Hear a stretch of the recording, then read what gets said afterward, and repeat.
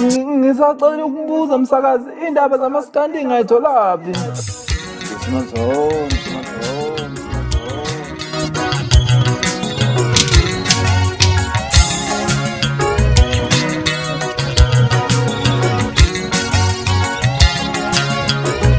The lot of young people ukuthi sukumani izwe ngelenu ithuba ngelenu uma ningasukumi manje niyophinde nisukume nini nidlala amakhehla amaqhega agcwele izwe lamakhehla agcwele eParliament kuguge wonke umuntu ifuture ibheke phi uma ngabe ngempela izwe liguge kanjena the history will judge you very wrong history iyona hlulela njengezehluleki wabona ukuthi lokhongolose lo obusayo ubulale iYouth League wabulala SACP naye phethwa amakhehla ikhosathu naye phethwa amakhehla alibala utshwala ubusuku nemini njengamanje kade ngile ekhaya enkandla kwela kithi ngibunga ihlazo ingane no 15 years 16 years 18 years 21 years ke above 30 zidakwa utshwala lento esabisayo eshoyo ukuthi ayikho ikusasa leso laseNingizimu Afrika libulawa ubani na libulawa umuntu ayedwa nje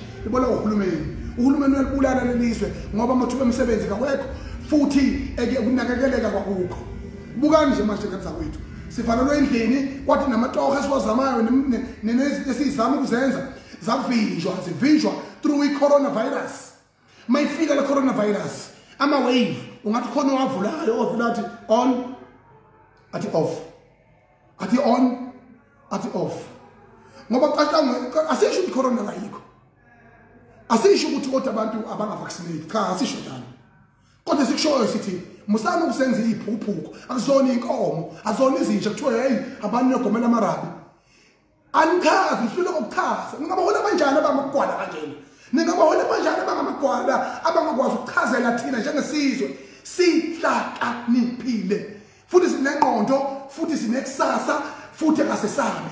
We are the future of this country. We are the future of this country. And we must be in charge. uNkulunkulu umvenqani owalibona qala ilanga lingakabona umuntu. Lelizwe usengalibuza ezandleni zethu. Usengalibuza ezandleni zethu ukuthi nganibeke emhlabeni nasala nezana.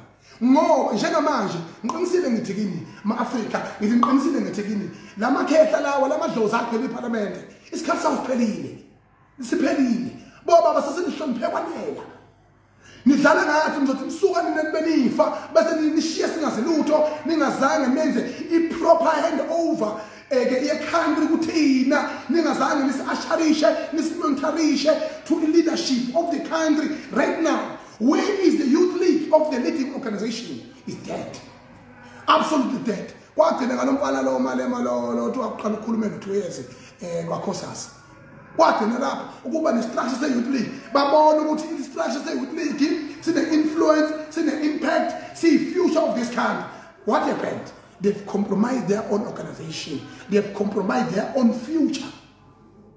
We are sick and tired of this nonsense. Young people, I am telling you, it is renovating. Nina zenzani isiqiniseko sokuthi niyarenovate i-country yenu, niyayirenovate nenze isiqiniseko sokuthi nithatha izinqumo ezifanele.